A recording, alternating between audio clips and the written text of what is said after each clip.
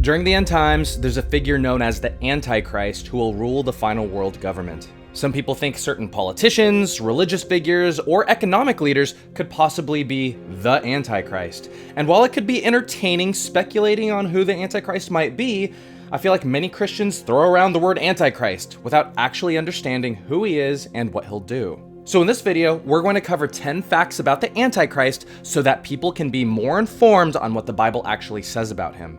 So fact number 1, the Antichrist is of a spirit that rejects Jesus. 1 John chapter 4 verses 2-3. By this you know the Spirit of God. Every spirit that confesses that Jesus Christ has come in the flesh is of God. And every spirit that does not confess that Jesus has come in the flesh is not of God. And this is the spirit of the Antichrist, which you have heard was coming, and is now already in the world.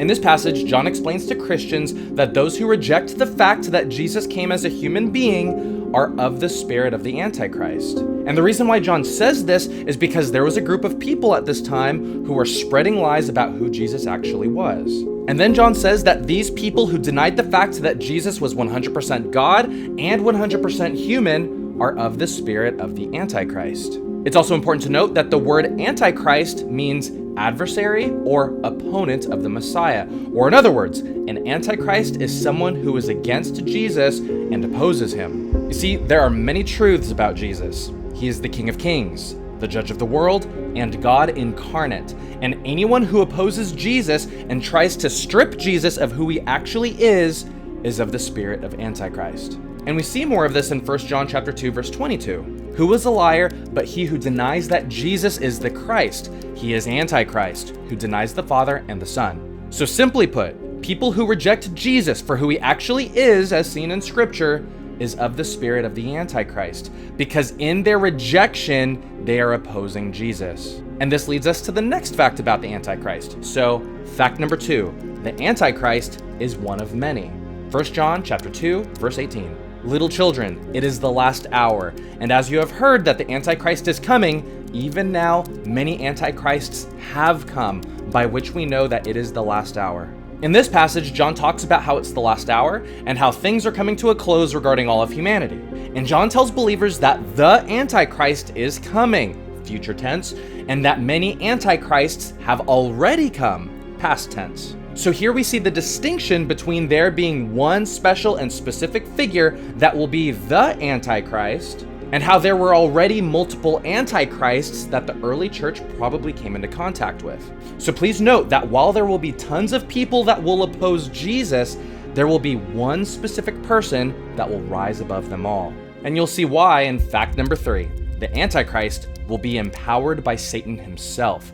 2 Thessalonians chapter 2 verses 8-10. And then the lawless one will be revealed, whom the Lord will consume with the breath of his mouth and destroy with the brightness of his coming. The coming of the lawless one is according to the working of Satan, with all power, signs, and lying wonders, and with all unrighteous deception among those who perish, because they did not receive the love of the truth, that they might be saved. In this passage, Paul tells the church of Thessalonica that this lawless and wicked one will be revealed and that he'll be destroyed at Jesus' coming. And we believe this lawless one to be the Antichrist because we see a powerful leader get destroyed by Jesus in Revelation chapter 19. So really quick, I want you to look at Revelation chapter 13 verse 2, which reads, Now the beast which I saw was like a leopard. His feet were like the feet of a bear, and his mouth like the mouth of a lion. The dragon gave him his power, his throne, and great authority. Now please note that the dragon in this passage is symbolic of the devil, and this beast is one who receives his power, his position, and his authority by the devil himself.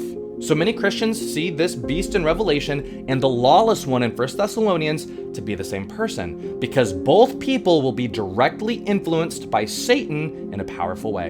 And what I find interesting is that in Matthew chapter 4, when Jesus gets tempted in the wilderness, Satan offers Jesus the kingdoms of the world and all their glory, and Jesus rejects him. So it would seem that Satan may actually make the same offer to another individual, because from what we see in this lawless one, he will be given extraordinary power. And you'll soon see the kind of authority he'll have in fact number 4. The Antichrist will rule the world for 3.5 years. Revelation chapter 13, verses 7 and 5. And authority was given him over every tribe, tongue, and nation, and he was given a mouth speaking great things and blasphemies, and he was given authority to continue for 42 months. So what we looked at in the latter half of verse 7 in Revelation 13 is the fact that the beast of the sea, also seen as the Antichrist, will rule over every person and nation. And this is something that we haven't seen before in human history, where a single man rules the entire world and every nation in it. But despite how impressive that might look, he will only be able to rule for 42 months or 3.5 years. And many Christians believe that these 3.5 years will take place during the latter half of the 7-year tribulation. So what will he do during his rule? We see a small part of that in fact number 5. The Antichrist will stand in Israel's temple. Matthew chapter 24, verse 15. Therefore, when you see the abomination of desolation spoken of by Daniel the prophet standing in the holy place, whoever reads, let him understand. In this passage, Jesus' disciples ask Jesus what will happen before he comes back at the end of the age. And Jesus tells them that during that time, there will be this abomination of desolation standing in the holy place. So something interesting here is a prophecy that has yet to be fulfilled, and it's this abomination of desolation standing in the holy place. So for those of you who don't know, the holy place is a section of Israel's temple. And back when there was a temple, it had a section called the holy place, and then there was another section called the Holy of Holies, and in that was the Ark of the Covenant. So here in the holy place is where this abomination of desolation will be standing. And just so you know, Israel's temple was destroyed by the Roman Empire 70 AD, and it hasn't stood since. So currently, in the year 2024, there's no place for anyone to stand. And what I also find so fascinating is that when I visited Israel back in 2018, Israel was making preparations to rebuild their temple.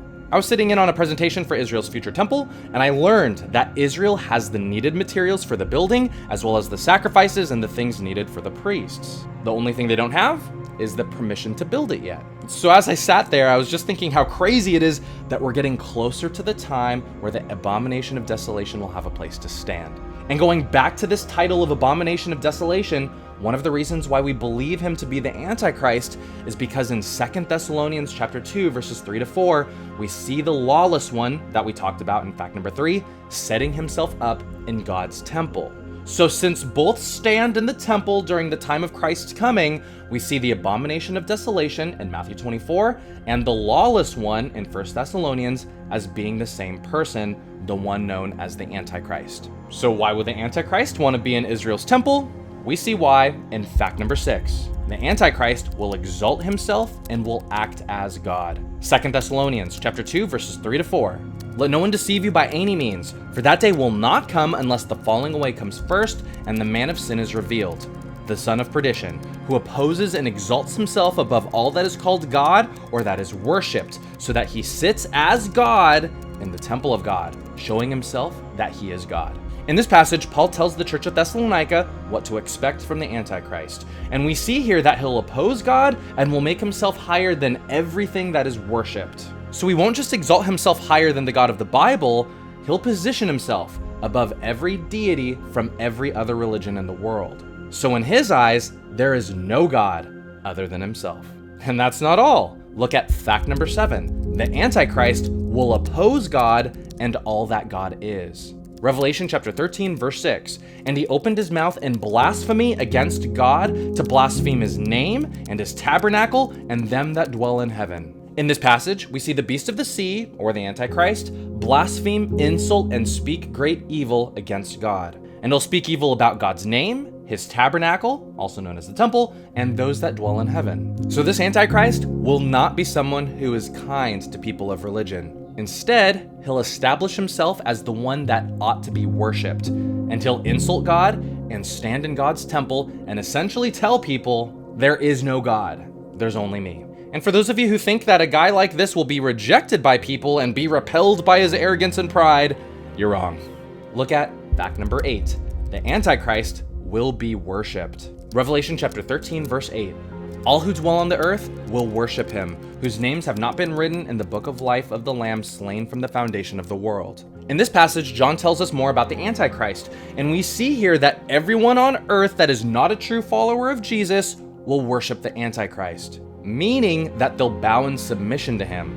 And because he'll position himself higher than God and all other things that are worshipped, the Antichrist will be the one that is celebrated, respected, and honored above all the religions of the world. And if there's any refusal to worship the Antichrist, there will be dire consequences, as seen in fact number 9. The Antichrist will defeat Christians. Revelation chapter 13, verse 7. It was granted to him to make war with the saints and to overcome them. In this passage, we see that the beast of the sea was allowed to fight against the saints, or God's people, and to win against them. And we see this in greater depth throughout Revelation chapter 13, and the beast of the sea, or the Antichrist, will work with the beast of the earth, or the false prophet, and they'll work together to get the world to bow in submission to them. And the false prophet will try to force everyone to get a mark on their right hand or on their forehead in order to control them. And we know this to be the mark of the beast. And we cover the mark of the beast in one of our previous videos, and you could click the link in the description below to see it.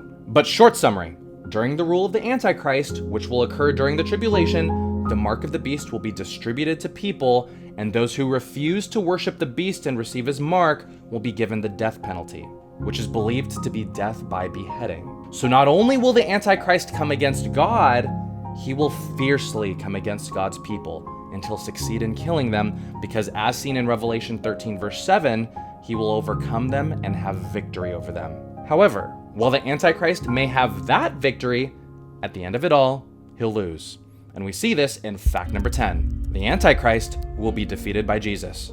Revelation chapter 19, verse 20. Then the beast was captured, and with him the false prophet who worked signs in his presence, by which he deceived those who received the mark of the beast and those who worshipped his image. These two were cast alive into the lake of fire, burning with brimstone. In this passage, John tells the ultimate fate of the Antichrist, and he'll be captured and thrown alive into the lake of fire by Jesus himself. I know many times we depict Jesus as being full of love, kindness, and forgiveness, and it's important to note that while Jesus is love, he is also just, and he won't let the man who killed his people go unpunished. In fact, John chapter 5 verse 22 tells us that Jesus is the judge of the world. And during Jesus' second coming, he will put down the Antichrist. He will silence his voice, and he will bring justice to the one responsible for killing millions of people. All right, fun topic. So for those of you who are interested about who the Antichrist is, while you may not know who he is exactly, there are still facts that you can learn regarding who he is and what he'll do. So be mindful of these 10 facts. The Antichrist is of a spirit that rejects Jesus. The Antichrist is one of many. The Antichrist will be empowered by Satan himself. The Antichrist will rule the world for 3.5 years. The Antichrist will stand in Israel's temple. The Antichrist will exalt himself and will act as God. The Antichrist will oppose God and all that God is. The Antichrist will be worshipped. The Antichrist will defeat Christians, and the Antichrist will be defeated by Jesus. To close, let me tell you a quick story. Growing up, I used to play a lot of football. And when I was in middle school, there was a guy who was known as the #1 guy in football. He was quick, strong, and no matter who the team captains were, he was always the first to get picked if he was playing. In fact, both his parents were Olympic athletes. Anyways, whenever I was picked and I found myself on that guy's team, there was a huge relief. And for 2 reasons. 1, because I didn't have to cover him, and 2, because winning was gonna be easier. So when it comes to the end times and the Antichrist, if you find yourself fearful or worried at all, I want you to stop and remember who's on your team. You have Jesus, the King of Kings, who is all-powerful and the defender of the weak. So while the other side may have the Antichrist on their side, you can rest knowing that his reign will only last for 3.5 years, while Jesus will reign for an eternity. So there's no comparison. So moving forward, may we all witness to as many people as we can so that they can win too. And should you wonder why Jesus wants to be on your team? It's because Jesus loves you.